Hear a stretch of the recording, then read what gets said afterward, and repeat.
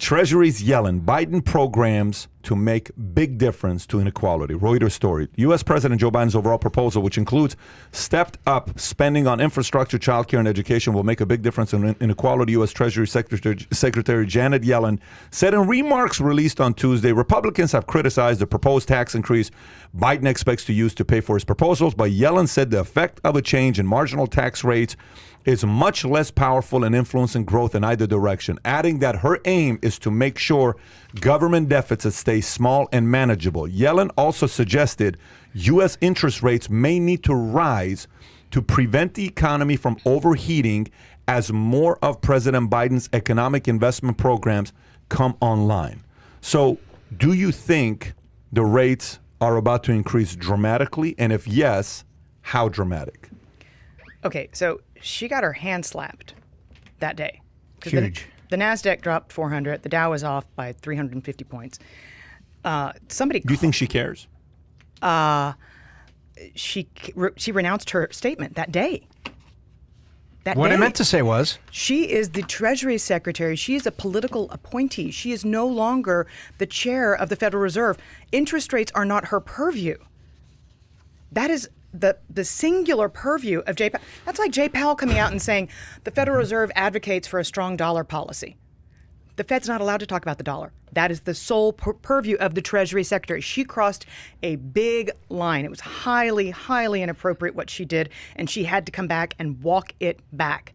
Because Jay Powell had spent the prior week telling all of America that he wasn't even thinking about reducing quantitative easing, reducing the pace at which money is being printed. He was on an evangelism tour. He was for a whole week. And she comes out and just slaps that. And by the way, you've got to stop growing the Fed's balance sheet before you can even get to raising interest rates. She skipped right over that process and said that she saw interest rates as rising, and the market threw up. Yep. But it wasn't her place.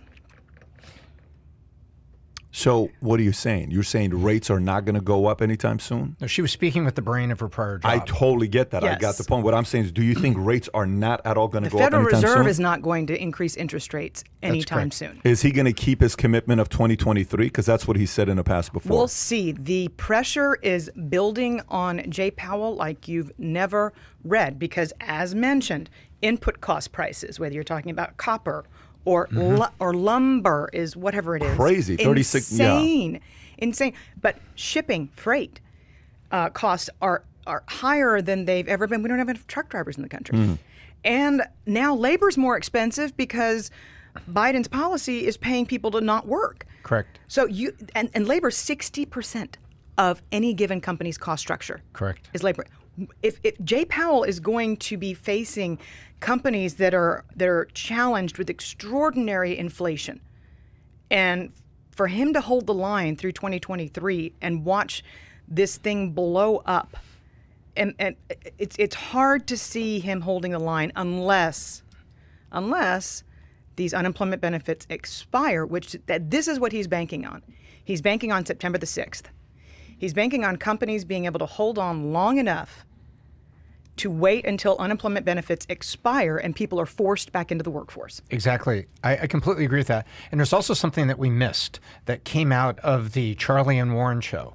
Charlie stole the headlines with all of his crypto and Bitcoin. Oh, I hate it. It's terrible. It supports kidnappers. Charlie Munger, you're saying. Yeah. The kidnappers, domestic terrorists, and people that can go and use the dark side of the web and by the way, I'm currency. texting something to Kai to share, so I'm on my phone because of that. Now then, here's what they forgot. And I don't think you missed it.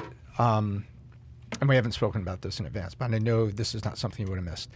Charlie and Warren spoke for 10 minutes that they are already seeing inflation that could be as high as 6 to 7% this year in America. Yep. And he said, we are seeing costs pass between our companies, where companies doing business with each other. He mentioned sugar and Coke.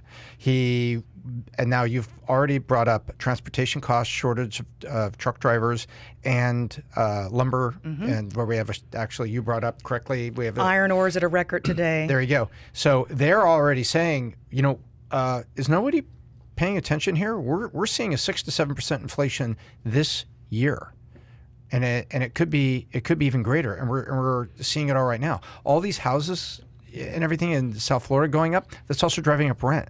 That's also driving up property taxes because it's all ad valorem. The property tax is a trailing indicator that follows the increase in housing prices.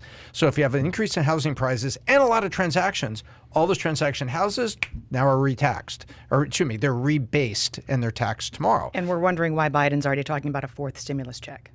Correct. Because without extra money, all of a sudden households are going to get slammed. What did you think about all this and their talk on inflation? I sat back and I'm like, why are they giving Charlie a headline on crypto and Bitcoin? What they just said about inflation is horrifying. Was much, it was, and you're right. Charlie Munger has no. Warren Buffett invited me out to Omaha years ago, so I enjoyed Charlie Munger's company much more. One of those little Sapio weekends. Unhinged. I mean, he says, there you go. It was a Sapio moment in my world. I can see that because on the opposite side, there's nothing else going on there. But Warren Buffett got... Warren, just keep saying EBITDA. EBITDA. He got a ton of criticism because he didn't talk about anything controversial in his annual letter. People are like, wah, wah. This week, Saturday. No. His annual letter, which came out prior to this. Right. So I think he wanted to exert his influence, and he took... That's what we talked about. And he used the microphone to do it. He did it for a reason. It was a vanilla letter because the other shoe was live. Yeah, I mean, and he is, but when you say interest rates are going to rise, you're taking a political shot at Janet Yellen saying, "2 trillion more, 4 trillion more won't make a difference. We had the tools to fight inflation." She says it over and over and over again. We have the tools to fight inflation. Not if it runs off the rails and slams the economy into a recession because companies cannot afford it. How do you stop the inflation right now? What Munger and Buffett were talking about, this is not government-driven inflation. This is market-driven inflation. How are you going to stop it? How are you going to suddenly invent more lumber to increase the supply of lumber tomorrow morning, bring the cost down? But by 2022, we will have the sawmills. We will have extra capacity. But next year's a long time. I'm talking about right now. It's a long time from now. You can't stop what's about to happen economically ahead of the midterms. It's going to be a slaughter. When are the midterms? 16 months? Yeah. Hello. Confidence is pretty high, though. By the way, if rates go up, you think rates are going to go up in the next 5 years to the 6, 7, 8% numbers, or no? Well, the problem is that what they're flirting with, and what they're flirting with is and Milton Friedman would tell you this. We've had a 40-year run of falling inflation, falling interest rates. Sure. 40 years. Normally Post-Carters, 18%, whatever. CDs were paying 16.5%. Milton Friedman would tell you that if you let the inflation genie out of the bottle, it's really hard to get her back in.